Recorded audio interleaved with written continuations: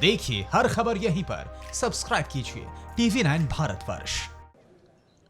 देखिए, ये आंशिक रूप से मैं इसे सहमत मान सकता हूँ, क्योंकि अगर आप इसको टोटली सहमत होंगे, तो आज हमारे देश में जो बड़ी विचारधाराओं की भी पार्टियां हैं, उनके भी नेताओं को संरक्षण दिया जाता है।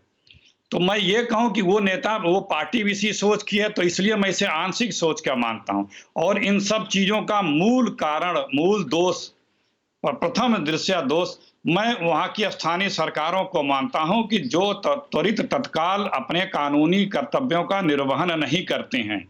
मैंने आपको दिल्ली दंगों का उदाहरण दिया, जेएनयू को दिया, बहुत जगह का ऐसे चीजें हैं। लोग, पार्टियां, चाहे जो पार्टी हो, मैं किसी व्यक्तिगत नाम नहीं लेना चाहता हूँ, अब सबको पता है, लेकिन वो काम हमें दिखाना चाहिए कि हमारी सरकारें निष्पक्ष होकर काम कर रही हैं। कुछ भी हो, ये जिस पार्टी से ओन करें, डिसोन करें, वो काम अपना करें या ना करें, वो पार्टी इनके ऊपर कार्रवाई करे या ना करे, कानून को कार्रवाई करते रहना चाहिए, इन पे भी करते रहना चाहिए। जो इस तरह की भाषा और आचरण का, व्यवहार का प्रयोग करते हैं, उनके ऊपर भी करनी चाहिए और तत्काल करनी चाहिए। जितने देर ये लोग बाहर रहेंगे, उतना ही हमारा समाज असुरक्षित है। राजीव प्रताप रूडी जी, मैं इसमें छोटा सा विषय जोड़ना चाहूँगा। देखिए, इनके नेता के बारे में जो वीसी साहब है उनसे कहा, उन्होंने एक समय अमित शाह को हिटलर कहा था। चलिए, वो बातें खत्म हो गई। उन्होंने आरएसएस प्रमुख मोहन भागवत जी के खिलाफ भी एक बहुत निंदनीय बयान दिया था। इनके रैली में पाकिस्तान जिंदाबाद, चलिए हम मान लेते हैं कि ये आज की स्थिति में जो बयान है। मैं एक छोटा सा आंकड़ा आपको देना चाहूँगा। बहुत सारे मुसलमान देश है, जैसे टर्की है, ईरान है, सऊदी अरेबिया है। टर्की में लगभग 1,29,000 लोग कोविड से प्रभावित है, ईरान में 1,16,000, सऊदीया में 30,000, कतार में 17,000, यूएई में 15,000, कुवैत में। अब यहाँ भी तो महिलाएं प्रभावित होंगी। क्या ऐसे लोग जो बयान देते हैं, वो भारत के भीतर जो मुस्लिम महिलाएं अगर बीमार पड़ती हैं, छोड़ दीजिए कोविड से नहीं, सामान्य रूप से, अगर ये लोगों के बीच में ये भ्रम पैदा कर दिया जाए कि महिलाएं जिन्हें भी इंजेक्शन दे, और पता नहीं कोविड में अभी तुरंत कौन सा इंजेक्शन दिया जाता है इसके बारे में नहीं है, तो ये अपने आप में एक बहुत बड़ा भ्रामक बयान है कि दुनिया भर की मुसलमान महिलाएं, इसका मतलब अगर भारत में हो रहा है तो देश और दुनिया में भी लोग इसी प्रकार के कर रहे होंगे, अगर कहीं भी किसी का ट्रीटमेंट नहीं हो। तो ये एक ऐसा बयान है, मेरा ऐसा मानना है कि ओवैसी साहब जहां भी हों, पार्लियामेंट के सदस्य हैं, उनको तुरंत इसके खिलाफ बयान देना चाहिए। और अंतिम बिंदु मेरा यह है कि अखिलेश जी ने कहा कि आंशिक रूप से सहमत है। मैं इनसे जानना चाहूंगा कि आंशिक रूप का मतलब क्या है। मतलब जो बयान दिया वो आंशिक रूप से सही है या आंशिक रूप से गलत है, इसको भी सफाई दे दे तो ये बड़ा अच्छा होता। अखिलेश जी, सुना सवाल दिनेश जी ने ये किया था कि जो लोग इस तरह का बयान देते हैं, क्या उनकी पार्टी इसी विचारधारा की है?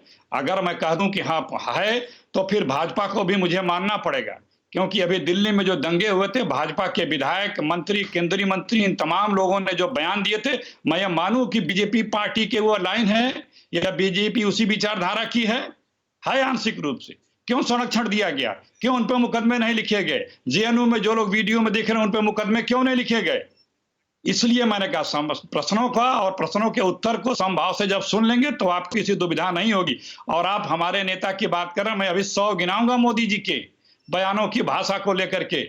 बात दरअसल ये है कि जो कानून के जो बियॉन्ड चला जाए, जो कानूनों को तोड़ रहा हो, जो समाज में घृणता, कटुता और हिंसा फैलाने का प्रयास कर रहा हो, वो किसी भी दल का हो, वो दल उस पर कार्रवाई करे या ना करे, कानून को कार्रवाई करते रहनी चाहिए। आपके नेता ने संदर्भ में नहीं कहा था, शायद आप भी नहीं सुन पाए अखिलेश जी। उन्होंने कहा था कि हिटलर, देखिए उन्होंने हिटलर और मोहन भागवत के संदर्भ में कहा था, और ये भी कहा था। अच्छा, तो मेरे यहाँ लाइव नहीं है, थोड़ा इधर उधर मैं कर रहा हूँ, तो उसमें जी, लेकिन क्या आप ऐसी जगह बैठ सकते हैं अखिलेश जी, नेचुरल लाइट जहां आपके चेहरे पर थोड़ा और पड़े, क्योंकि आपका चेहरा ठीक से दिखाई। जी, आप प्लीज वहां पहुंचे, मैं दोबारा आपके पास आता हूं, लेकिन तब तक आरिफ जी के पास जाता हूं। आरिफ साहब, आप ऐसे आदमी को नोटिस भेजेंगे, कार्रवाई करेंगे? साहब, इतने सवाल यहाँ पर हमारे साथ किए गए, पहले मेरे को जवाब देने दीजिए। रूडी साहब ने भी यहाँ पर पहले मेरी बात का जवाब दीजिए, उसके बाद आपके दिल में जो है वो आप कहिएगा। पहले ये बताइए, ऐसे आदमी को आप डिसोन करते हैं, नोटिस भेजेंगे नहीं भेजेंगे? कोई नहीं है, कानून से बड़ा कोई भी नहीं। वारिस पठान पे भी केस बुक हुआ, इन पे भी केस बुक होना चाहिए। मतलब कानून अपना काम करेगा, आपकी पार्टी इसके खिलाफ कोई काम नहीं करेगी, कोई लीगल नोटिस नहीं भेजेगी। दाखिल कर रहे AIMIM का नाम ले रहा है, आपके बड़े नेता का नाम ले रहा है, आप इसको कोई लीगल नोटिस नहीं भेजेंगे। मेरी बात सुनिए साहब, आप जवाब नहीं देंगे तो आप मेरी बात करते रहो, आप आपकी बात करते रह जाएंगे। आप मेरी बात करो, आप मेरी बात का सीधा जवाब दे देंगे तो ये नौबत नहीं आएगी। आप घुमा फिरा रहे हैं चीजों को। आप कैसा क्या मैम से जोड़ देते? जब हम बीजेपी वालों से बात करना चाहते हैं एंकर बीच में जाते, क्या मुश्किल है? क्या मुश्किल है साहब? ये रूडी साहब से मेरे को जरा रूडी साहब का जवाब दे दीजिए मेरे को। रूडी साहब यहाँ पर नेशनल चैनल में बैठ के इतनी गलत बात कर रहे हैं जो ये खुद अपने लोगों को नहीं रोक सकते, अपने जोकरों को नहीं रोक सकते।